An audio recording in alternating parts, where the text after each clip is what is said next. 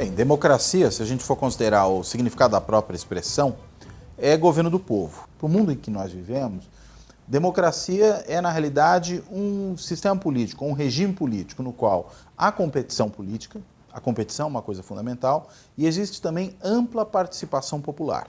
E é claro que, para ter competição política, você tem que ter vários competidores. Não dá para ter democracia de um único competidor, ou seja, regime de partido único, por exemplo. Nunca vai ser democracia, mesmo que todo mundo vote. E é por isso que a democracia precisa sempre garantir não apenas a vontade da maioria, dos muitos que participam, mas o direito das minorias. O Brasil é um país democrático, nós, desde pelo menos 1985, com o fim do regime militar, passou a ter um sistema político democrático funcionando. Então dá para dizer que existe democracia no Brasil. Um dos riscos que toda democracia sofre não é apenas o risco de sofrer uma ruptura e virar um regime autoritário, mas é o risco de um mau funcionamento constante, de uma corrosão oligárquica, ou seja, que você tem a captura do processo político, da representação, por grupos específicos de interesse que, desse ponto de vista, não são representativos, não permitem que o jogo democrático efetivamente funcione e fazem com que essa democracia seja de baixa qualidade. Talvez esse seja o nosso problema. Nossa democracia não tem toda a qualidade que nós gostaríamos que ela tivesse, mas ainda assim é democracia.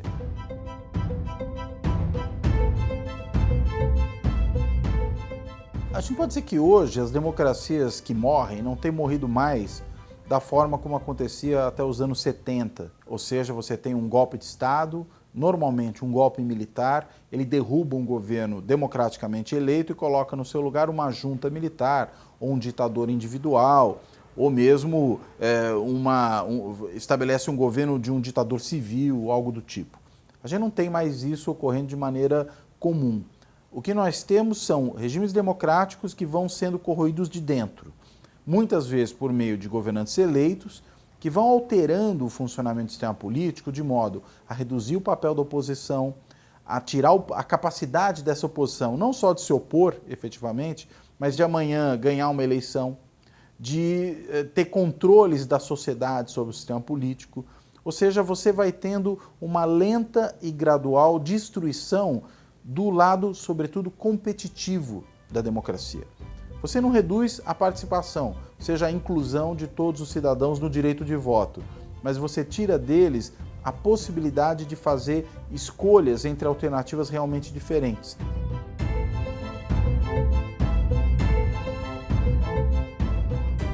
A polarização em si não é um problema para a democracia. Todo regime democrático tem polarização, esquerda e direita, governo e oposição, partido A, partido B. É normal que haja polarização. O problema é quando essa polarização se torna uma polarização extrema, né? Quando ela se torna uma polarização excessivamente radicalizada. Quando mais do que polarização, o que a gente passa a ter é extremismo. Aí a gente tem um problema sério.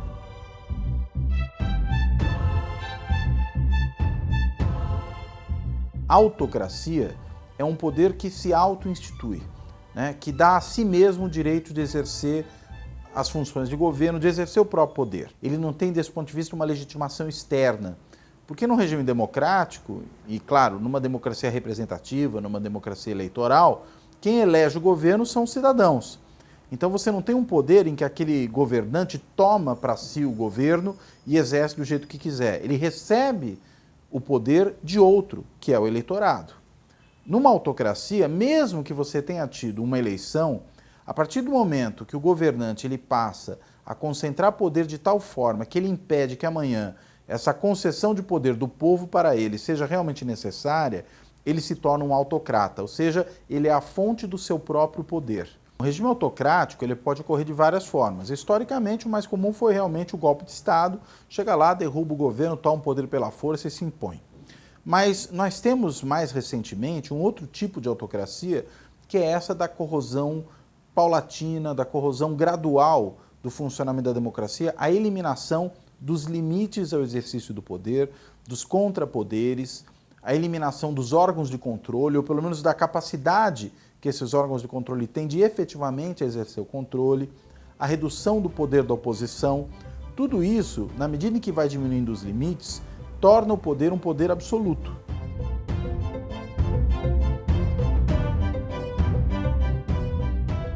autocrata é alguém que, primeiro, não reconhece qualquer limite ao exercício do próprio poder.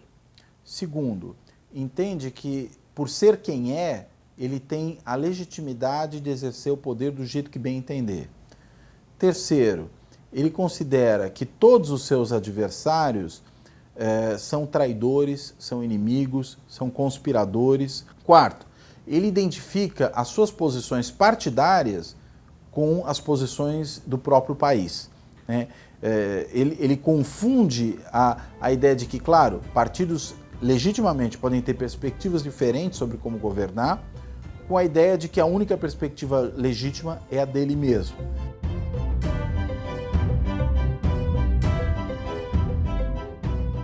A chave de tudo está sempre na existência de controles, de limites ao exercício do poder.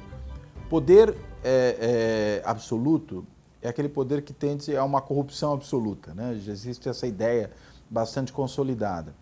Então, a existência dos limites não pode ser percebida pelos cidadãos como algo que simplesmente atrapalha o governo.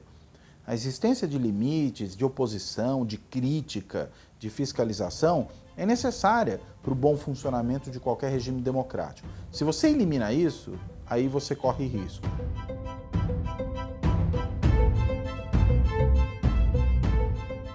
Olha, eu creio que o Brasil, do ponto de vista das condições de competição eleitoral formal, ele até que está bem, né? O Brasil tem eleições que são eleições reconhecidamente limpas, o processo de votação, o processo funciona muito bem, a gente tem uma apuração rápida, existem alternativas partidárias várias e elas realmente atuam de maneira competitiva e você tem mecanismos de debate público e tal bastante razoável. Agora, por outro lado, o peso do dinheiro continua muito grande e isso gera um desequilíbrio no processo democrático. Antes era por meio das empresas, agora é por meio das pessoas endinheiradas, seria necessário ter limites mais efetivos a isso.